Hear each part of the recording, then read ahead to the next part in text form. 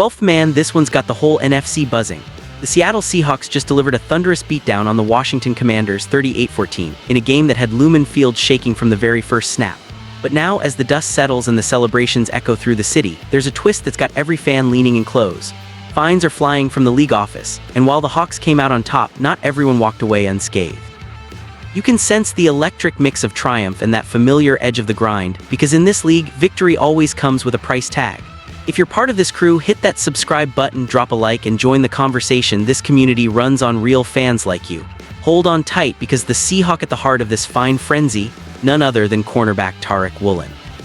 Yeah, you heard that right, our shutdown artist from the secondary got dinged by the NFL brass, but let's unpack this victory lap first. Picture it, Week 9, the Seahawks storming out against a Commanders squad that's scrapping for every inch in a brutal NFC East grind. Seattle's offense was a machine, carving up the field with precision passes and bone-crushing runs that left the visitors reeling. Geno Smith slinging it like it's 2014 all over again, Kenneth Walker bulldozing through the line. It was the kind of performance that reminds you why this franchise has that Super Bowl pedigree etched in purple and navy. But glory isn't just about the scoreboard, it's about the battles in the trenches, the hits that echo, the moments that test the soul of the team. And that's where these fines come crashing in like a late hit. The NFL's Game Day Accountability Report dropped like a bomb on November 8, spotlighting 4 Commanders who crossed the line, or at least that's how the league sees it. Leading the pack is Frankie Louvu, slapped with a whopping $100,000 for a hip-drop tackle that the refs deemed unnecessary roughness. First quarter 8-0-1 mark, you remember that play, don't you? The one where the crowd erupted as Seattle turned defense into dominance.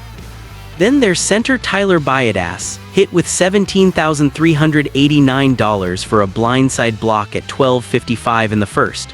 Chris Paul, the rookie pulling no punches, fined $6,256 for a face mask grab in the second quarter's 13-14 frenzy. And rounding it out, Jordan Maggi with $5,848 for taunting in the fourth at 7-0-7. Talk about salt in the wound for a team that's now limping at 3-6. Washington's season, it's hanging by a thread, especially with Jaden Daniels nursing that injury from the loss. Playoff dreams fading faster than the Commanders' lead. But wait, our boys in blue aren't entirely in the clear. Enter Woolen, the rising star in the secondary who's been locking down receivers like it's his personal mission. Fined $11,593 for unsportsmanlike conduct in the fourth quarter at 10:46, a moment of passion. Perhaps a little too much fire in the belly as Seattle sealed the deal. Yet in the grand scheme, it's a drop in the ocean compared to the W that catapults the Hawks into serious Super Bowl contention. The NFC West is a dogfight with every game a war, but this win, it's fuel for the fire. Diving deeper into the fallout, these fines aren't just numbers on a ledger. They're a reminder of the razor-thin line between aggressive play and over the edge.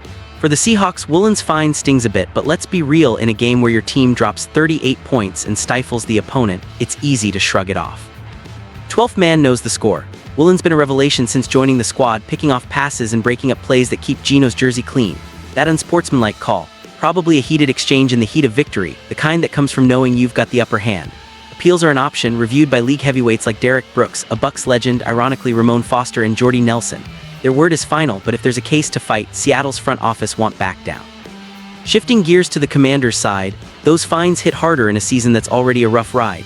Louvis $100 K-tab is the biggest single penalty from Week 9 across the entire NFL. Ouch. Hip-drop tackles are under the microscope league-wide, a push to clean up the game and protect the players. Baiadas' blindside, that's the kind of block that can swing momentum, but the league's cracking down to keep it fair.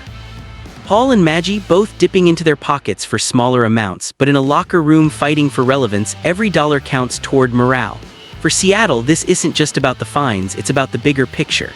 At 6-3 now, the Hawks are right in the thick of that NFC West brawl with the Rams, 49ers, and Cardinals nipping at their heels.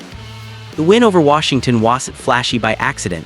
It was built on a defense that's swarming like angry hornets, an offense finding its rhythm, and a coaching staff under Mike McDonald that's instilling that next-level intensity. Remember, this is a team that's reloaded after tough losses, with Woolen stepping up big alongside Devin Witherspoon and the rest of the DB crew. The 12th man feels it, that surge of pride as the Legion of Boom spirit flickers back to life. As Week 10 looms, the Seahawks eye the NFC playoff race with hungry eyes. These fines, they're badges of a game played without apology, full-contact football at its rawest. Washington's woes pile up, Daniels' injury a gut punch on top of the fines, but for Seattle it's validation. The roar from Lumen Field will only grow louder, the 12th man chanting through the cold Northwest nights. We've seen this team rise from the ashes before. Super Bowl banners don't hang by accident. So as the fines settle and the pads are packed away, take a moment to soak it in. The Seahawks are contenders, battle-tested and unbowed. Whether Woolen's appeal flips the script or not, the message is clear. Seattle's back in the hunt and nothing's stopping this momentum.